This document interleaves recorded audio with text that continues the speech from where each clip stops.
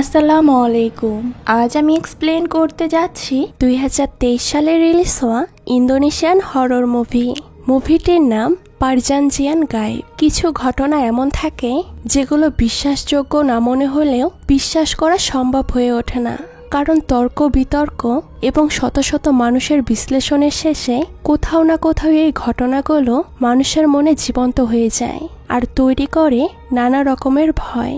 বলছিলাম ইন্দোনেশিয়ার একটি ভৌতিক ঘটনার কথা, যেখানে একটা দম্পতি যাদের অভাবের তাড়নায় পড়ে দুজনকেই একটা পুরনো বাংলোতে থাকা একজন বৃদ্ধ মহিলার কেয়ারটেকারের চাকরি নিতে হয়, আর যেটা তাদের জীবনে কাল হয়ে দাঁড়ায়। তারা পড়ে যায় কালো জাদুর এক ভয়ঙ্কর মায়াজালে, যেখানে শত শত ভয়ঙ্কর লোমহর্ষক জিনের বসবাস ছিল। এরপর কি হয় তাদের সাথে? তারা কি আদৌ বেঁচে ফিরতে পেরেছিল? এই বাংলোর কাহিনীটাই বাকি, সেটা জানতে হলে দেখতে হবে আজকের এই সম্পূর্ণ ভিডিওটি। তাহলে চলুন ঘুরে আসা যাক ইন্দোনেশিয়ার একটি ভৌতিক বাড়ির গল্প থেকে। তো গল্পের শুরুতে আমরা দেখতে পারি গভীর রাতে মাজারের সামনে একটা কাপল বসে দোয়া করছিল, যেন সৃষ্টিকর্তা তাদের আমলের উসিলাতেই কিছু দিয়ে দেয়। সেখানে মেয়েটির নাম ছিল ওয়াতি আর ছেলেটির নাম ছিল আন্দ্রে। তাদের বিয়ের পরে তারা খুবই গরিব হয়ে যায়। তাছাড়া তারা অনেকজনের কাছ থেকে এতদিন অনেক রকম ধার দেনা করে চলত, যে কারণে এখন তাদের এমন এক অবস্থা হয়েছে যে তারা এবার না খেতে পেয়ে মারা যাবে। এখন এই জন্যই তারা অনেক মিনতি করে। তারা বলছিল যে তারা যেন কোনো চাকরি অথবা কাজ পেয়ে যায়। হঠাৎ করে সেখানে বৃষ্টি চলে আসে আর তারা তখন সেখান থেকে চলে যায়। তো সেদিন রাতে ওয়াতি যখন প্রেগন্যান্সি চেক করে, তখন সে জানতে পারে যে সে মা হতে চলেছে। এতে সে খুবই খুশি হয়ে যায়। সে ঘরে যাওয়ার পর তার হাজব্যান্ড আন্দ্রি তাকে খাবার খাইয়ে দিচ্ছিল। কিন্তু আমরা এখানে একটা বিষয় লক্ষ্য করি যে ওয়াতি যে মা হতে চলেছে সেটা সে আন্দ্রিকে জানায় না। এখন কেন জানায় না তা তো আমরা ধীরে ধীরেই জানতে পারবো। তো যাই হোক, এদিকে খাবার খাওয়ার সময় ওয়াতি লক্ষ্য করে যে খাবারের নিচে নিউজপেপারের মধ্যে একটা চাকরির বিজ্ঞাপন, যেখানে লেখা ছিল একটা বৃদ্ধ মহিলার কেয়ারটেকারের প্রয়োজন। এই কাজে লোক নিয়োগ হবে আর স্যালারিটাও অনেক বেশি ছিল, যেটা সাধারণত কেয়ারটেকারের থেকেও অনেক বেশি। ওয়াতি চাইছিল সে যেন সেই কাজটিতে অ্যাপ্লাই করে, যদিও সেখানে আন্দ্রির একদমই মত ছিল না, কারণ এটা খুবই নিচু একটা কাজ।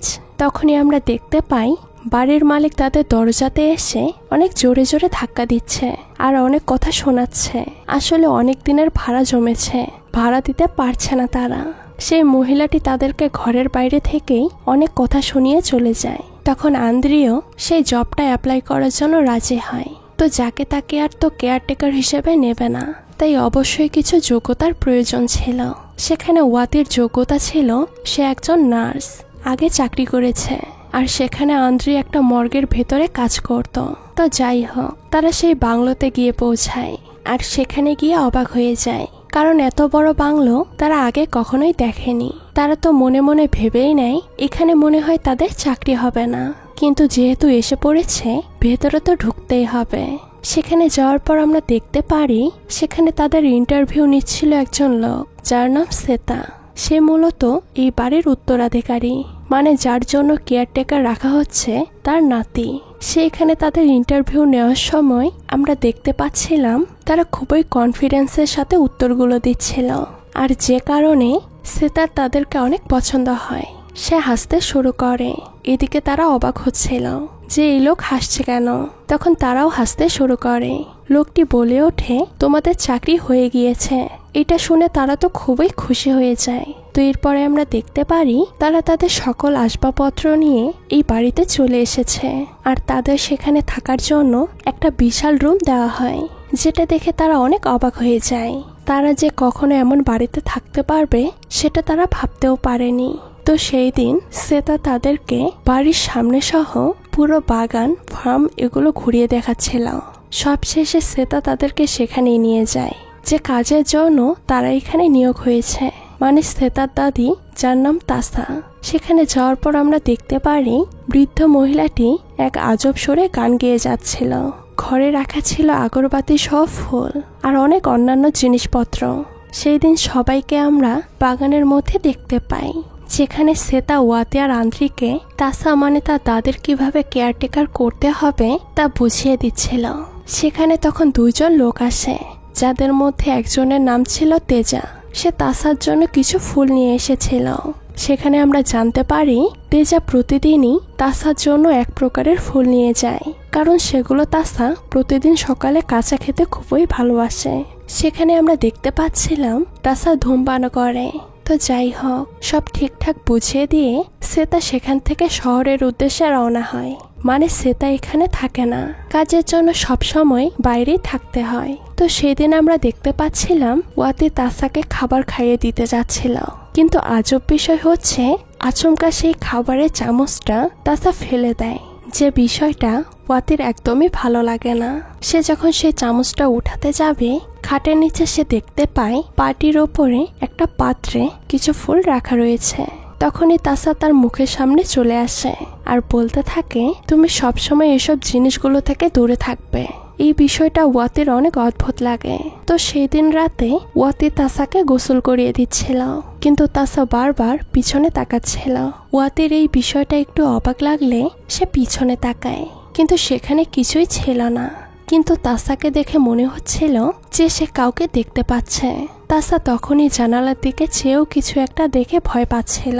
ওয়াতি তখন ওঠে সেই জানালা চেক করতে যায়, কিন্তু সে সেখানে কাউকেই দেখতে পায় না। সে যখন আবারও ফিরে এসে গোসল করাচ্ছিল, তখন তাসা উপরের দিকে চেয়ে কিছু একটা দেখে ভয় পেতে শুরু করে। আর সে এতটাই ভয় পাচ্ছিল যে ওয়াতির হাত সে অনেক জোরে চেপে ধরেছিল, যার কারণে ওয়াতি বেশ ব্যথা পাচ্ছিল। এটা দেখে কোনো রকমে ওয়াতি তার হাতটা ছাড়িয়ে সেখান থেকে চলে আসে। তো এরপরে আমরা দেখতে পাই বাইরের বাগানে একটা বটগাছের পেছনে কোনো এক অবয়ব দাঁড়িয়েছিল, আর সেটা তখনই তাসাকে জানালার পর্দার ভেতরে দেখা দেয়। সাথে সাথে গোসল করার পানিগুলো কালো হতে শুরু করে আর তাসা রক্তবমি করতে শুরু করে। তখনই তার উপরই ছিল সেই ভয়ানক দেখতে জিনটা। সে খুবই ভয় পাচ্ছিল। তখনই সেখানে আন্দ্রি চলে আসে। সে এসে দেখে খুবই ভয় পেয়ে বসে রয়েছে তাসা।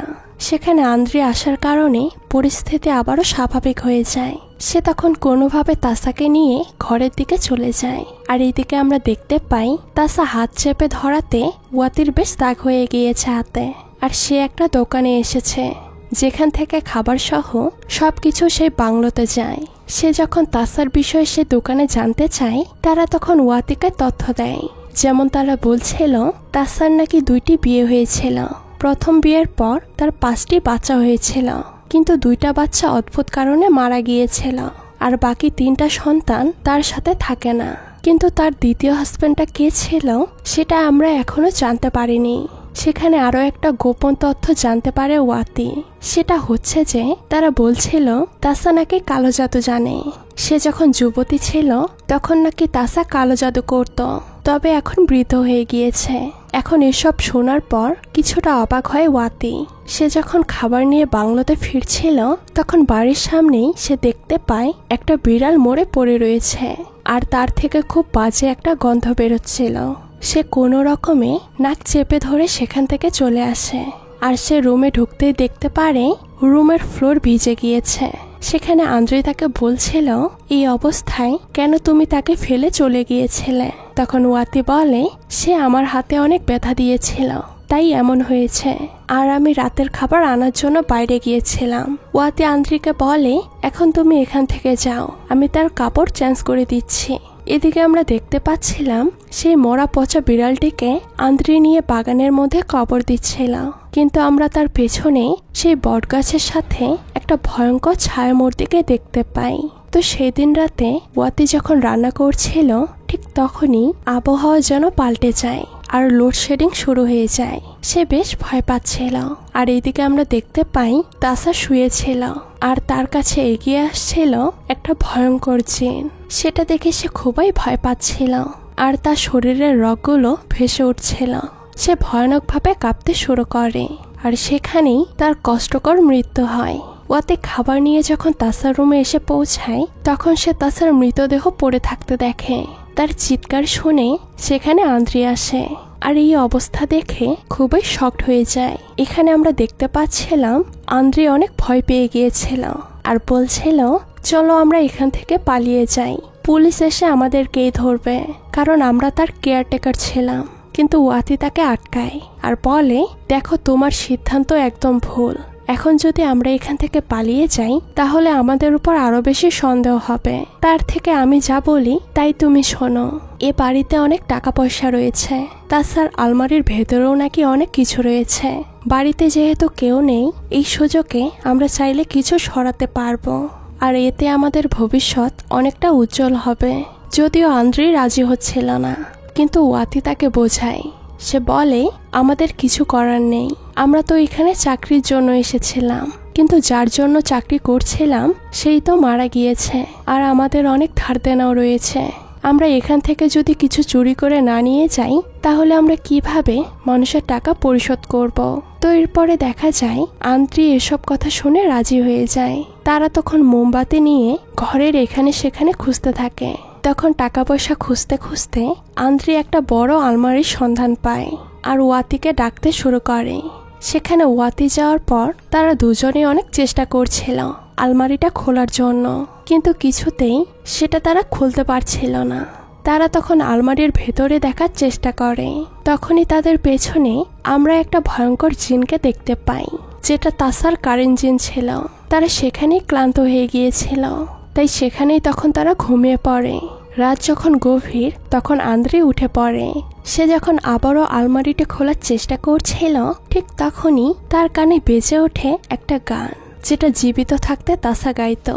এখন এটা শুনে সে অনেক অবাক হয়ে যায়, কারণ তাসা তো মারা গিয়েছে, তাহলে কে এই গান গাইছে। সে সেখানে দেখতে যায়।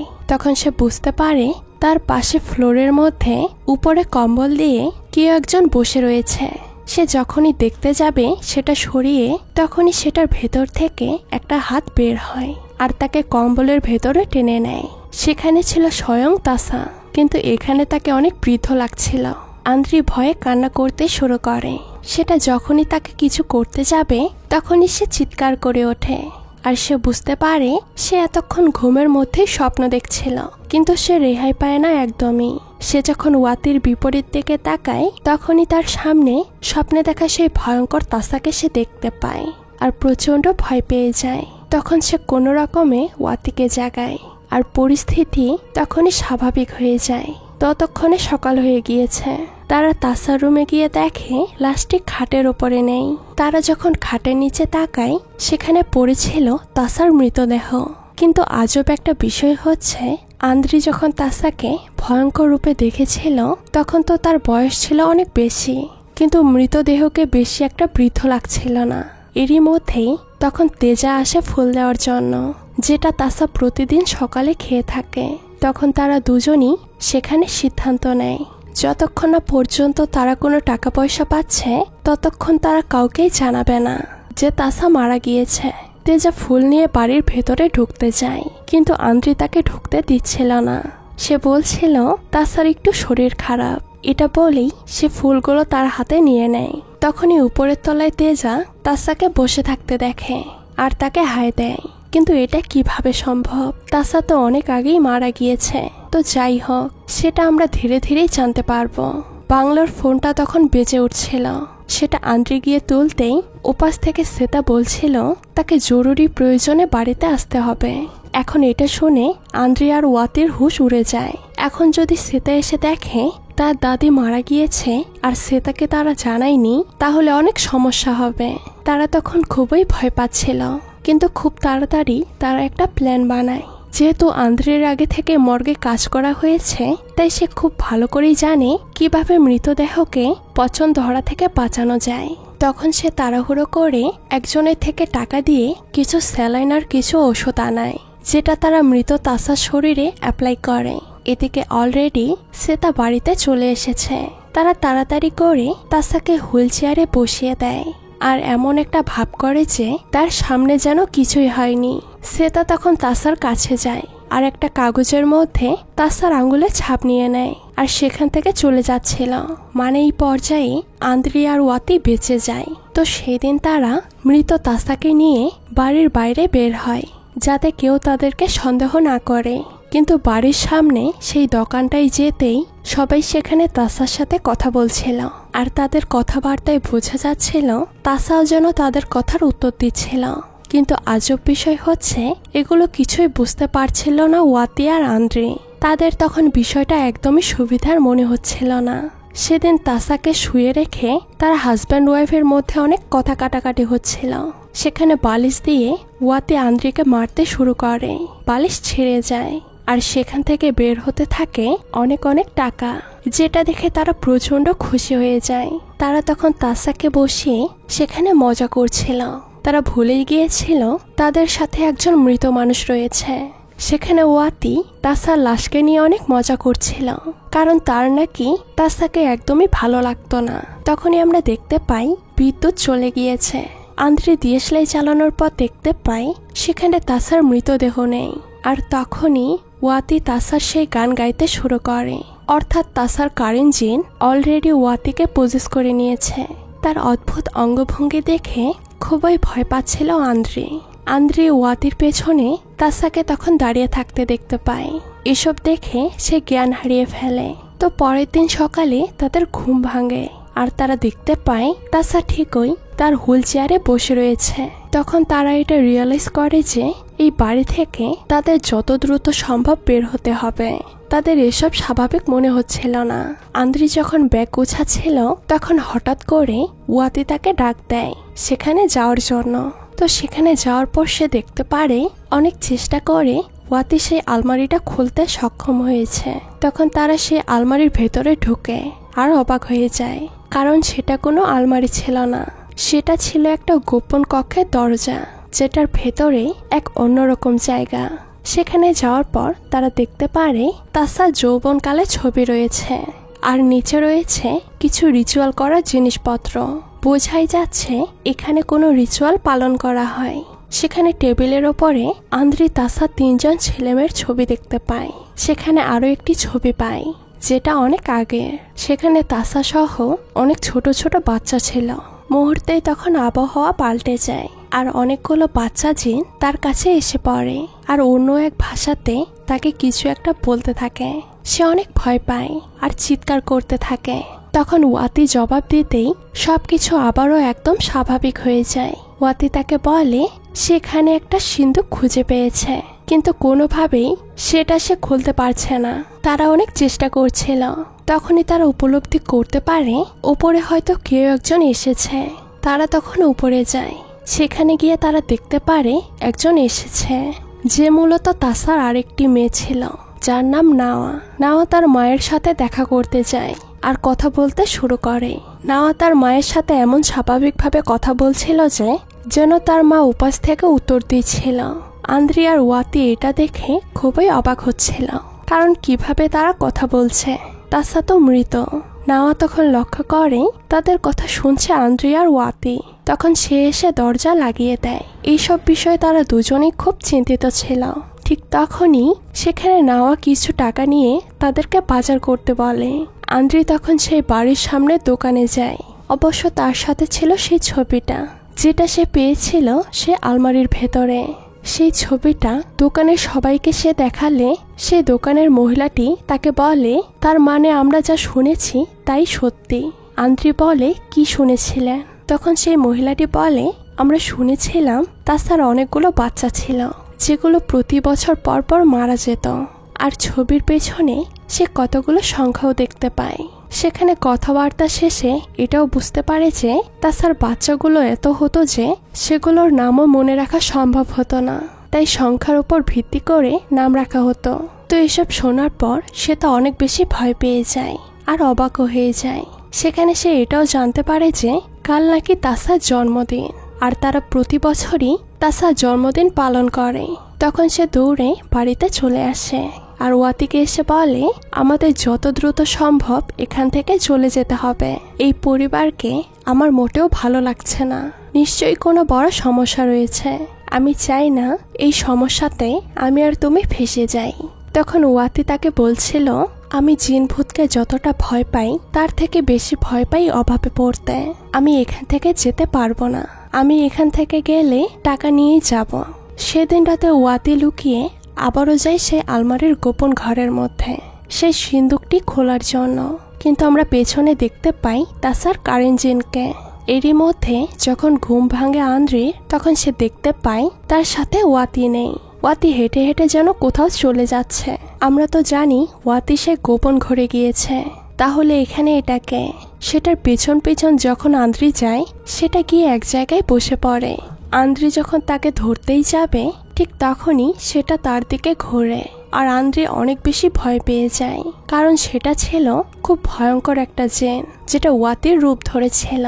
সেটা দেখে আন্দ্রি সেখানে জ্ঞান হারিয়ে ফেলে। তো এরপরে আমরা দেখতে পারি বাড়িতে শ্বেতা এসেছে, আর শ্বেতা দেখতে পাই ফ্লোরের মধ্যে পড়ে রয়েছে আন্দ্রি।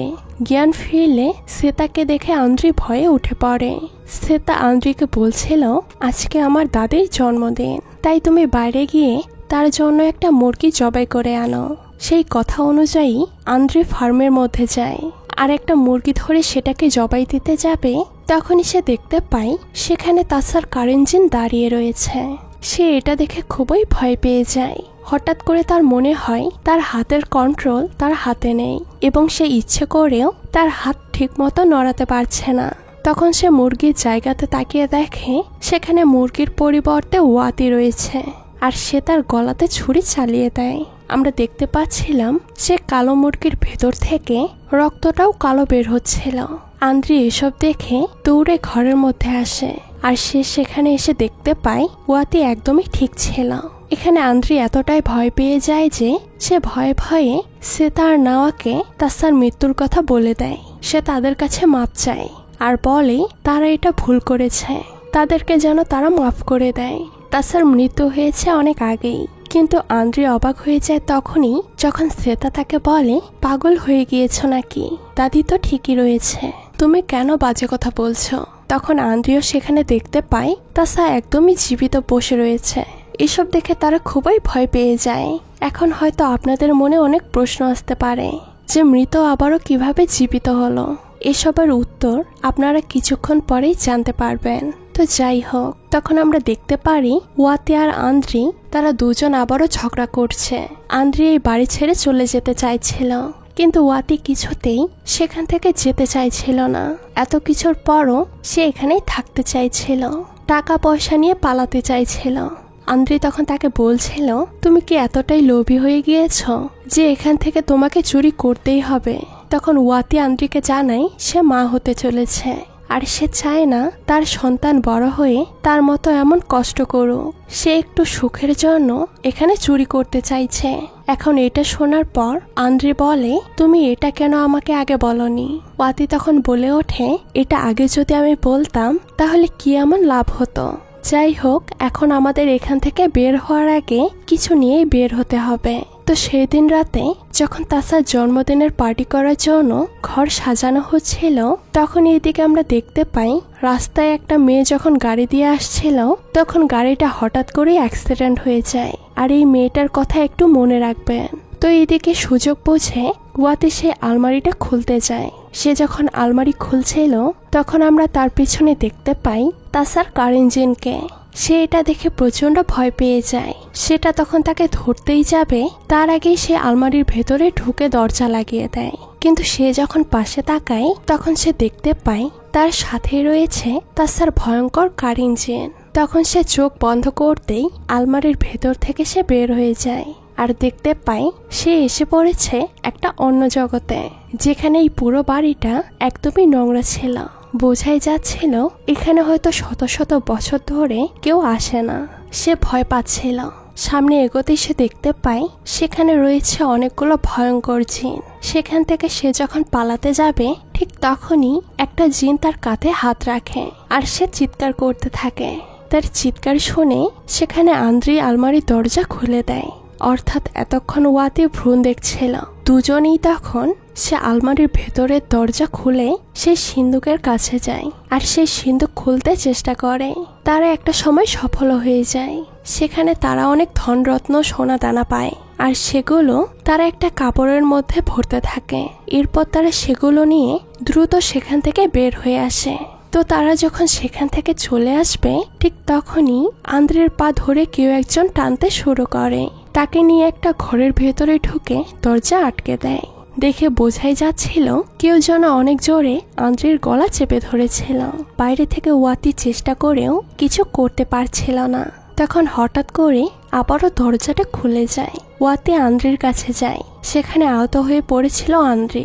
যখন তারা সেখান থেকে পালাতেই যাবে, ঘরের বাইরে আসতেই তারা দেখতে পারে এই বাংলোটা একদমই পুরনো দেখাচ্ছে। মনে হচ্ছে হয়তো অনেক বছর ধরে এখানে কেউ আসেনি। আর সেখানে তারা শত শত জিনকেও দেখতে পায়। তাদের চোখ যায় টেবিলের দিকে। সেখানে তাসা সহ আরো কিছু জিন বসেছিল। সবাই অদ্ভুতভাবে তাদের দিকে তাকিয়ে দেখছিল। আর সেই জিনগুলো তাদেরকে আটকে ধরে। এসব দেখে ভয়ে একদমই জ্ঞান হারিয়ে ফেলে ওয়াতি। আন্দ্রি তাকে জাগানোর চেষ্টা করছিল, কিন্তু কোনো লাভই হচ্ছিল না। তখন কোনো রকমে আন্দ্রি ওয়াতিকে সেখান থেকে ধাক্কা দিয়ে স্বর্ণ গহনা সহ বের হওয়ার সুযোগ করে দেয়। আর সে আটকা পড়ে যায় সে ভয়ঙ্কর জিনদের মধ্যে। ওয়াতি কোনো রকমে সে বাড়ি থেকে তো বের হয়। সে যখন চলে যাচ্ছিল তখনই তার মনে হয় এটা সে কি করলো। সে কিছু ধন সম্পদের জন্য তার ভালোবাসার মানুষকে ভেতরে বিপদে ফেলে রেখে এসেছে। তার তখন সব মনে হতে থাকে আন্দ্রির সাথে কাটানো মুহূর্তগুলো। সেখানে সে অনেক ইমোশনাল হয়ে পড়ে। ভালোবাসা এখানে জিতে যায়। সে তখন আবারও সে বাড়ির সামনে যায়। সেখানে দাঁড়িয়েছিল তাসার কারিন জিন। ওয়াতি তখন তাকে এখান থেকে চুরি করে নেওয়া ধনরত্ন সবকিছু ফিরিয়ে দেয় আর বলে, আমার এসব চাই না। আমি চাই আমার হাজব্যান্ডকে। আমি যতদিন বাঁচি সে আমার সাথে বেঁচে থাকুক, এটাই আমার চাওয়া। দয়া করে তাকে ফিরিয়ে দাও। আমরা দেখতে পাই সে অনেক আকুতি মিনতি করে। হঠাৎ করে সেখান থেকে তাসার কারিন জিন সহ ধন সম্পদ গায়েব হয়ে যায়। ওয়াতি যখন সে ঘরের ভেতরে যায়, ফ্লোরের মধ্যে পড়ে থাকা অবস্থায় আন্দ্রিকে খুঁজে পায়। তখন তারা কোনো রকমে সেই বাড়ি থেকে বের হয়ে আসে। আপনাদের কি মনে আছে, একটু আগে আমরা দেখেছিলাম রাস্তায় একটা মেয়ে অ্যাক্সিডেন্ট করেছে। এখন আমরা দেখতে পাই সেই মেয়েটি মারা যায়নি, আহত অবস্থায় পড়ে রয়েছে। সে তখন গাড়ি থেকে বের হয়ে কারো কাছে সাহায্য চাওয়ার জন্য যাবে। ঠিক তখনই বিদ্যুতের লাইনের উপর থেকে একটা ট্রান্সমিটার তার উপরে পড়ে যায়। আর তার সাথে সাথেই সেখানেই মৃত্যু হয়। এদিকে আমরা দেখতে পাই সময় রাত 12টা বেজে গিয়েছে। আর আজ তাসার জন্মদিন পালন করছে। আর সেখানেই তাসাকে দেখতে মোটেও বৃদ্ধ লাগছিল না।